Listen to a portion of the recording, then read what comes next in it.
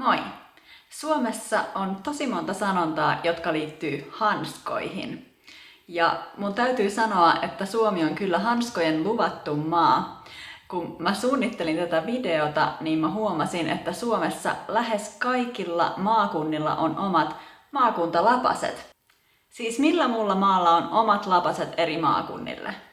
Mä näytän teille tässä mun mummun tekemät lapaset. Ne on ilmeisesti aika lähellä Pohjanmaan tyyliä. Mutta siis pidemmittä puheitta, tässä teille muutama hanskasanonta.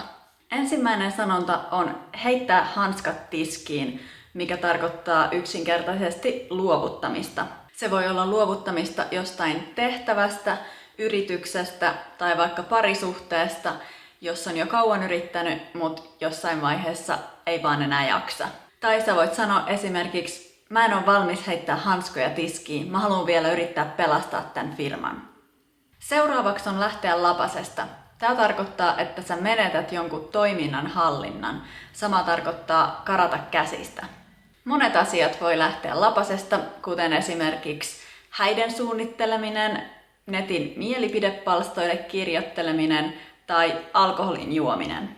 Esimerkiksi eiliset bileet lähti vähän lapasesta ja tänä aamuna tää kämppä oli kuin sikolätti. Sitten vastakohta on mun suosikki homma hanskassa.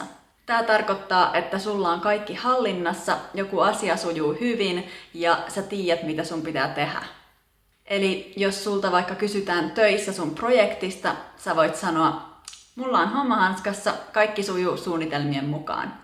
Sitten toisaalta, jos sulla on nämä kyseessä olevat hanskat hukassa, niin sä oot epätietoinen jostain asiasta sun elämässä, sä et tiedä mitä sun pitäisi tehdä, tai joku asia meni eri tavalla kuin sä olit suunnitellut.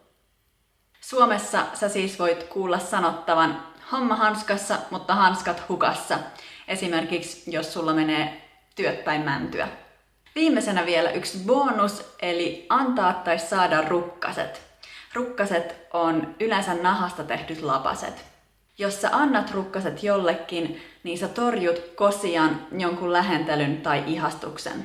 Ja jos sä siis saat joltakin rukkaset, niin sut on torjuttu. Vaikka mä kysyin Ramia treffeille, mut sain siltä rukkaset. Eli Rami ei halunnut lähteä munkaan treffeille. Nämä on mun mielestä aika hauskoja sanontoja, joita käytetään ihan normaalissa puheessa. Toivottavasti tykkäsitte. Moikka!